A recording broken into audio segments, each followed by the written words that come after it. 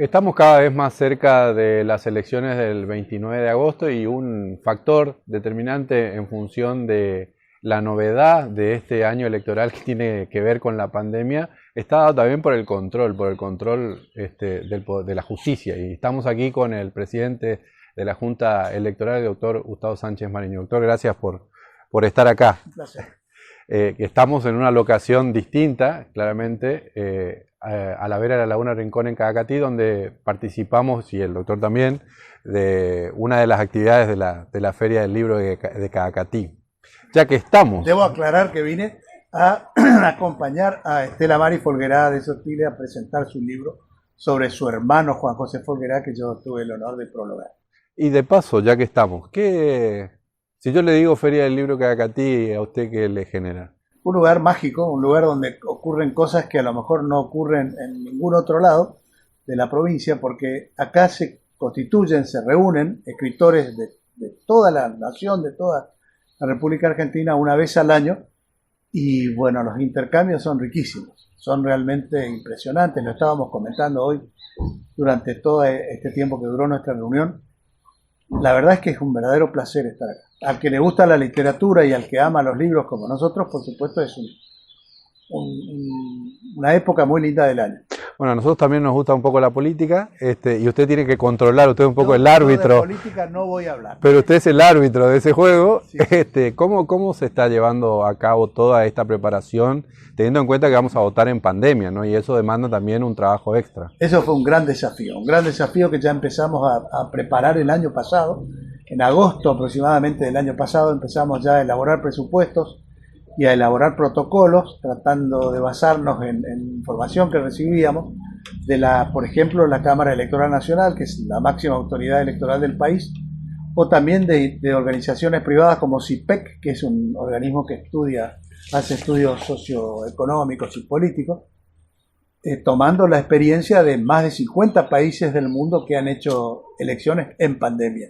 El gran desafío es, por supuesto, movilizar. En el caso nuestro van a ser 890.000 personas en un solo día, tratando de mantener la sanidad, la seguridad, la distancia social, los protocolos de seguridad que, digamos, desafortunadamente tuvimos que aprender durante este año y medio pasado, que hoy por suerte están introyectados en la población y que vamos a tratar de preservar ese día. Doctor, ¿cómo se garantiza justamente con todos estos protocolos que a pesar de todo el contexto esté garantizado el derecho a votar y la obligación, ¿no? El derecho al voto es un derecho constitucional, es un derecho humano principal, está reconocido en los tratados internacionales que ha firmado la Argentina, de modo que nosotros ese era el gran desafío que teníamos, de asegurar que todo votante que tenga interés o que quiera votar pueda acercarse a hacerlo, sin poner en peligro su salud, sin poner en peligro la salud comunitaria. Eso significa, por ejemplo, haciendo preguntas puntuales, gente que está aislada, ¿qué va a pasar con esa gente que está aislada el 29 de agosto? Bueno, el voto es, a la vez de un derecho, es un deber, es una obligación, es una especie de intermedio equilibrio entre estas dos situaciones. Aquellos que estén afectados por la pandemia, afectados por la enfermedad, estén aislados, estén internados en el hospital o lo que fuera, van a tener expedita la vía para justificar su ausencia. Es decir, que pueden optar por no votar y se les justificará inmediatamente.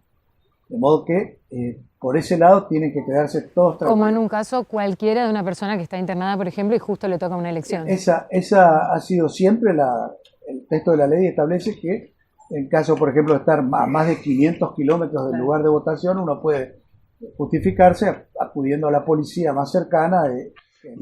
Ahora, doctor, ¿y qué pasa cuando va alguien a la escuela y cuando le toman la temperatura, tiene fiebre?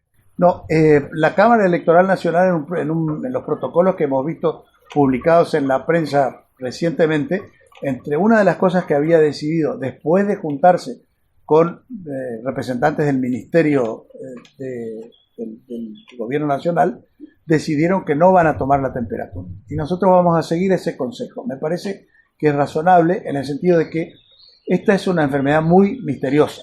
Se puede tener todos los síntomas y no tener la enfermedad. O se puede no tener ningún síntoma y estar teniendo la enfermedad. De modo que la toma de temperatura puede dar a lo mejor un signo que es erróneo. Y de ese modo, erróneamente, con un fundamento equivocado, se estaría privando a una persona de emitir un veredicto. De modo que no se va a tomar temperatura al entrar, pero sí se van a tomar todos los recaudos con las personas que estén entrando. Se les pondrá con difusor alcohol en gel, se les obligará, por supuesto, al barbijo y a la distancia social. Le iba a preguntar, entonces, en el momento de entrar a las escuelas, nadie debería retenerlos por ninguna razón más que higienizarlos antes del ingreso.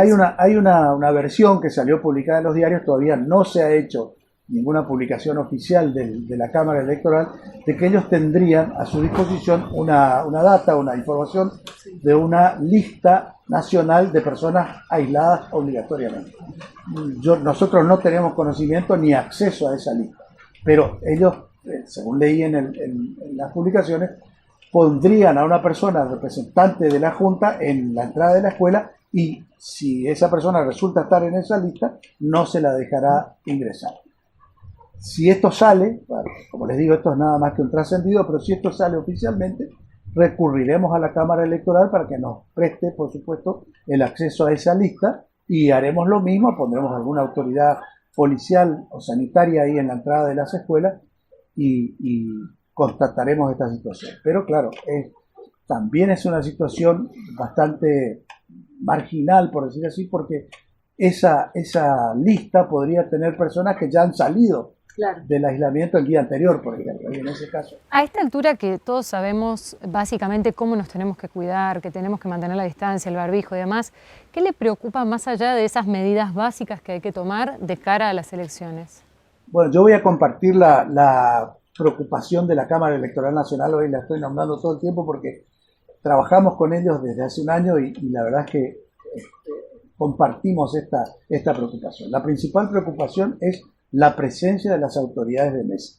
Son 5.000 personas, son 2.500 titulares y 2.500 suplentes, que ese día no pueden faltar.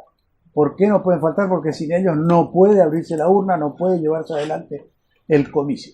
Entonces, estamos preocupados, tratamos de conseguir una lista de personas que estén todos vacunados, que estén todos precavidos, por decir así, y capacitados con respecto a todos estos protocolos. ¿Se compone básicamente de docentes en primera medida eso? Habíamos pensado hace un par de meses en... La pregunta que nos hacíamos era, ¿quiénes están inoculados? ¿Quién es el sector de la... Claro, hoy se componen de vacunados principalmente. Y los vacunados son los docentes, o eran hace 2 meses los docentes, y el personal de salud.